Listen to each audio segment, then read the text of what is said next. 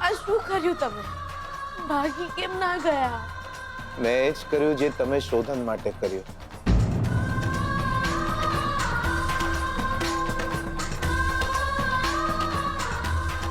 બકા, એટલે બાફી નાખવાનો તો બધાની સામે કે તમે એના કોણ છો?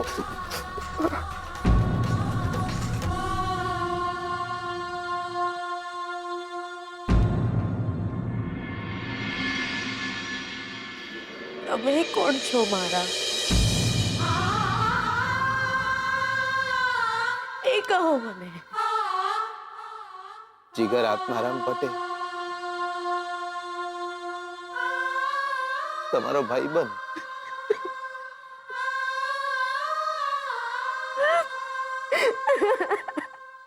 તેલ લેવા જ્યાં આપણા લગ્ન, પણ આજે શોધન અને શ્રુતિ ભાભીને લગ્ન પાક્કા થઈ જાય બકા, પાક્કા થઈ જાય.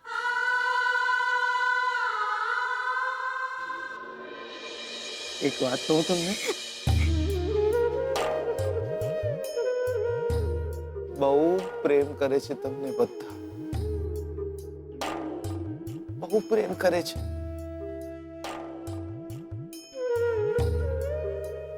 દાદાજી, શોધન, શ્રુતિ ભાભી બધા બહુ પ્રેમ કરે છે તમને,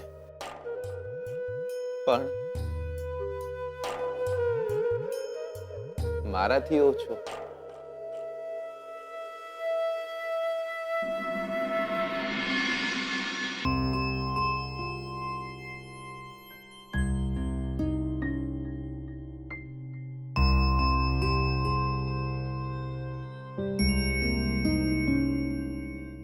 આજે જે પણ કંઈ થયું છે બહુ જ ખરાબ થયું છે શોધન. સ્વીટુની જિંદગી હોમાઈ જશે આમાં. એ બિચારી કેટલી દુઃખી છે. એના સગાઓ તો લોહી પીનારા છે. મને એમ હતું કે જીગર સાથે એ ઠાડે પડશે, પણ શોધન,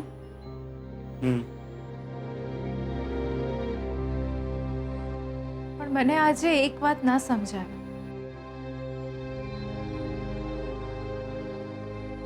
જીગર તારો ભાઈબંધ છે, પણ તે પક્ષ સ્વીટુનો લીધો.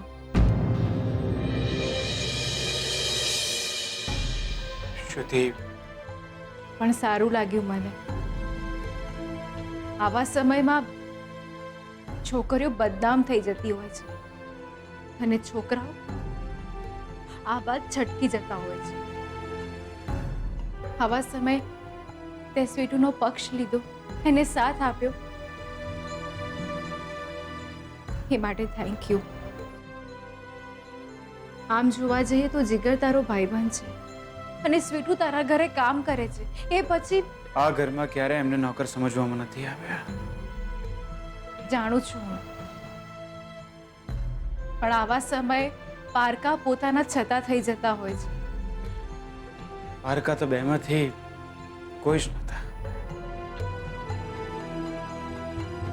ના લક્ષ્મી, ના જીગર. એટલે તો આટલું બધું દુઃખ થયું, એટલો ગુસ્સો આવ્યો. જેમને પોતાના માન્યા હતા એ આવી હરકત કેવી રીતે કરી શકે? જીગર તો નજરમાંથી ઉતરી જ ગયો છે, પણ આજે એના લીધે લક્ષ્મી,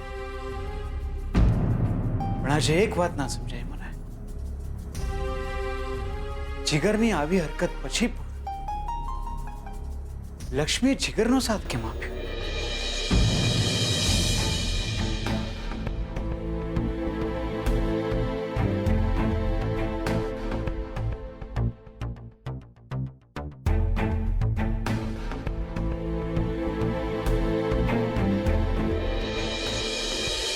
સંભાળીને આવો, અહીંયા આવો. અલ્લા, કોઈ દાડો પ્રેમ નહીં કરું. અલ્લા, બહુ માર્યો છે. અહીંયા બેસો. છોડિયા નીકળી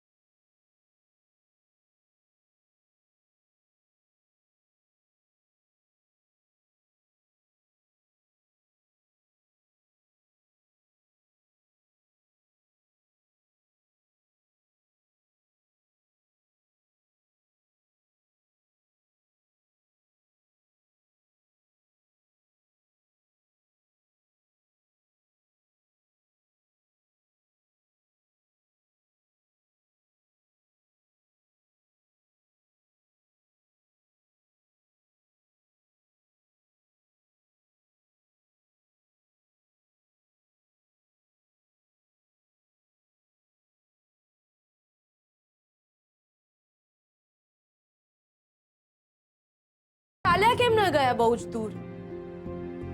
તમે જ કહ્યું તું ને કે આ અગ્નિ પરીક્ષા તમારી નહીં. તો પછી કેટલો માર માર્યો છે તમને, કેટલું ખરાબ બોલ્યા તમારે માટે. બકા જો ભાગી જ્યો તો શોધાન્યાએ આખા ઘરની સામે તમારો હાથ જાલી લીધો હોત.